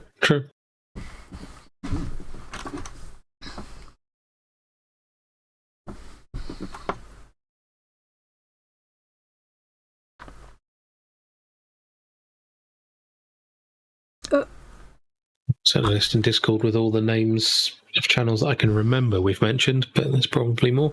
Yeah. Bound to be. This is really tricky. I think how you had it before, you just ruined it a minute or two ago, was fine. What, with it up, with one up here? I can't remember it now. Yeah, I've ruined it now. Just like might as well give it up. Yeah, I think having 3 little clusters works. Yeah. Okay. I'll stick with that then. As for the exact layout in those 3 clusters, well, good luck. Yeah, it's tricky. It is tricky. I can't wait to start playing with the with all the mediums on here. That'll be good. There we go. Do you know what? I'm just going to start painting them. I'm sticking them together. I've got a few left over, not many, but I can always add if I feel I want to, can't I? Just feel like I want to get something stuck on. I can't stick the numbers on because I've got to do the dividing thing later, but I can get these cogs here stuck. Let's just do it. Let's be brave. Go big or go home. Yeah. Thank you, Jodie. Well, I'm going to go with it. About big. So this is this super thick slap it on. I think it's like that thick gel that I've got, and it sticks things pretty quickly.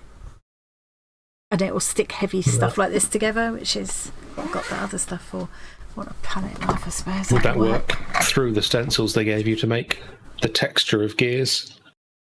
Yes, it probably would. Yeah. I've got some other things I could use through stencils to get the textures as well. I'll see some of the ones that other people in here have done to get... Oh, the other thing I haven't dug out amongst all those media I was just showing you is I've got some embossing powders with texture and verdigris effects and stuff. So has anybody here stenciled with texture? That's quite an interesting verdigris look, but she's used finish with a final touch of luscious verdigris. Well, I'm not going to be buying any more mediums. You can see I've already got quite a lot. I think they've all done it with paint, but definitely I could try stenciling with. This one's used something else. Yes, she's used to slap it on through the stencil. Nice. Yeah. What you need is there's a channel called Arty Farty Annie. She did this very impressive verdigris effect on something. Unfortunately, you should go and watch her tutorial she wrote about that. Unfortunately, she didn't do a tutorial, and she can't remember how she did it herself now, which is really, really annoying. Oh, really? I had no idea. Yeah, someone should tell her. Okay, let's see. Nah, let's have a go at this. She's an idiot.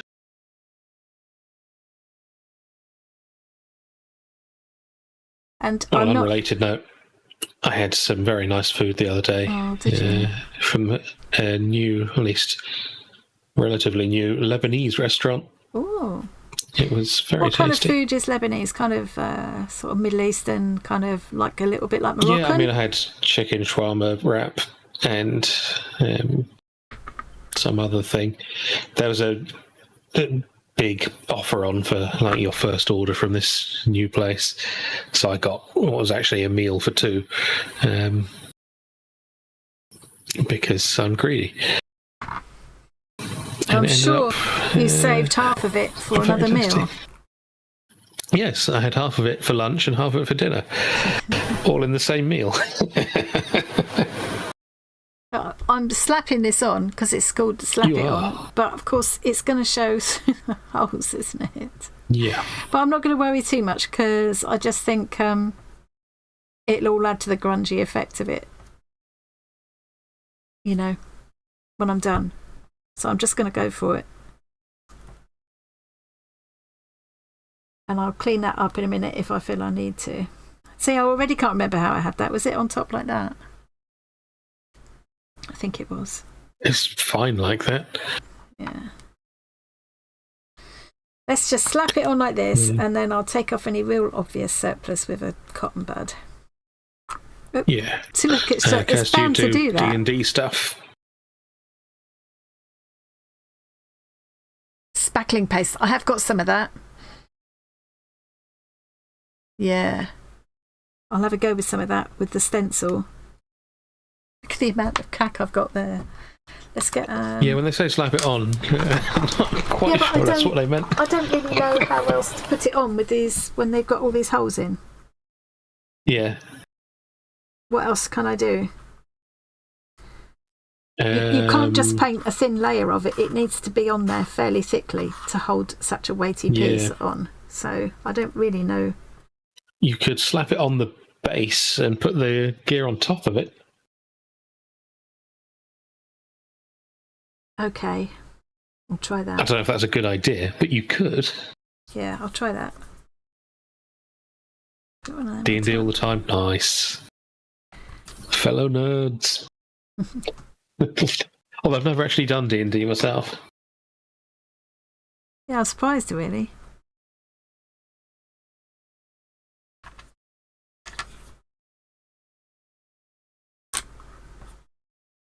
What I'm going to do, I think, is get a dampened brush and just like that will help me get rid of like real surplus stuff there. Yeah.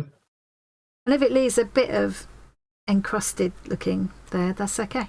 I think that'll all add to it in the end. Those gears definitely would all be encrusted because they certainly haven't been turning all these years. Yeah, they'd be all gunked up with nasty oil and stuff. Yeah. Yeah. Jackie's got to go. See you, Jackie. Bye, Jackie. We'll be going ourselves pretty soon. Oh yeah, it's that time already. Yeah. I'm going to sit here and carry on making a mess. Yeah, sticking all these on now. Now I've got.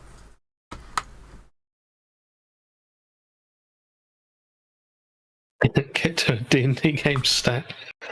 Yeah. Say again? I mean, Kaz is telling me to get to a D&D game stat. Yeah. But I think you'd like it, wouldn't you? I'm not sure. Does it mean in-person contact? I mean, there is that, yeah. Then there's the cat herding aspect that, I would be one of the problem people. Trying to get the problem is I don't want to end up ruining it for and... everyone else by being flaky. Yeah, and you do have flaky days. Yeah. See, there's nowhere here. I can't put it on that solid part.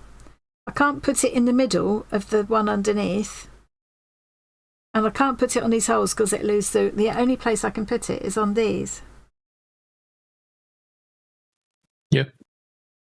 And hope that that's enough to hold it. It's pretty strong stuff, this. It's pretty amazing stuff. I remember using it in workshops, but this is the first time I've had any kind of my own to play with, so... Now I'm getting them stuck down. I should have done that an hour ago, and then I'd have cracked on and done something else useful by now, but there we go. Carol asks a very valid question. May have missed it as she was making a coffee. How will you paint the big circle if they're all stuck on? I just will. Yeah, fair enough. Yeah. With a brush and lots of time, basically. Yeah. It'll be fine. With that book that I showed earlier on, this. We stuck all of the cardboard bits on before we did any painting with that. And you can see, it's quite, I know not quite as much, but yeah, it is. It's amazing what sins you can cover with a fairly watered down paint. Getting into all the nooks and crannies for you. Yeah.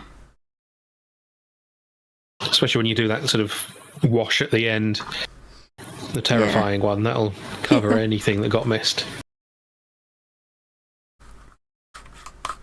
I used to watch a lot of Polish girls when I was doing scrapbooking stuff years ago. I used to love the mixed media scrapbook pages that the Polish girls did. And they used this kind of stuff, and they would build up, they'd get like a canvas or something, build up layers and layers of all different colour, wooden pieces, metal pieces, plastic pieces, all kinds of stuff. Didn't care what colour or finish it was or anything. They'd put it all on with this. There'd be loads of this all over the place. And you'd think, bloody hell, that looks, well, dodgy. And then they cover the whole thing with a layer of dark gesso. And then start applying other finishes here, there and everywhere. And it would look amazing. And once they put that kind of unifying undercoat on, it didn't matter what all the pieces were. Some were plastic, some were wood, some were like leery yellow and pink, and some were, do you know what I mean? It was incredible what they did. And I'm having the vision to see what it's going to look like before you put that unifying coat on is impressive. And I think if they'd have tried to paint them all separately, it wouldn't have worked. And I don't remember ever being aware of there being loads of kind of gunky stuff ruining the effect or anything. But I mean, maybe they were more careful than I'm being here. But I'm just going to go for it and enjoy myself. What's the worst that could happen? Exactly. It's just old toot you're going to give away to someone anyway.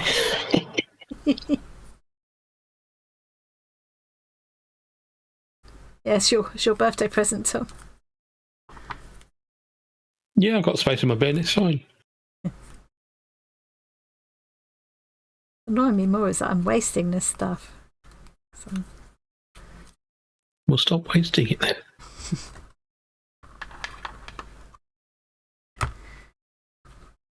Wow, the smell of the burnt wood smell. I love it. Okay, put this one on here. I need to just stick this last little bit on, and then I'll do my goodbyes so everybody can escape. Well, people can escape anyway. I'm not holding them down. But I mean, if you guys want to leave, feel free. Nothing more interesting is going to happen in the last few minutes. Although she's going to show the list of members thing before we go as well. Oh, what? You let me forget that again. That's your fault, Tom. Yeah, that's my fault. That is. Yeah. They're not my members. Oh, it's too late now. I'm going to put them up as we're saying our goodbyes. My DM handles my ADHD and other players' autism. So, oh wow, that's a good DM. Yeah, they were amazing. Yeah. When I went over to Poland, I went in a shop where there was loads of it all displayed, and also a lot of the mediums and stuff that they use as well on sale. Oh yeah, I'm going to let that go up again because I talked all the way over it. Thank you so much to all of my channel members. There's quite a few people now coming up with the big old green thing saying 4-month members. Yeah, 50 people, 50 founding fartists. Thank you so much to all of them. Thank you to all of you for joining. Please remember to give a thumbs up before you go. I'm getting used to saying that now when I remember. Loads and loads of stuff coming up. I mean, so much going on. I don't know what to do first. I think that's why my head is so but most of it's fun stuff. And so let's go away from that now. Sorry if I've sounded a bit fluffy and the whole thing's been a bit fluffy today. It's just how it is sometimes. But thank you for joining me. Hope you enjoyed it. And we'll see you again soon. Have a lovely rest of your day. Bye. Bye, guys. Bye. I'm not even going to have to think about how to do this. That's lucky because that's not your strength. Do it.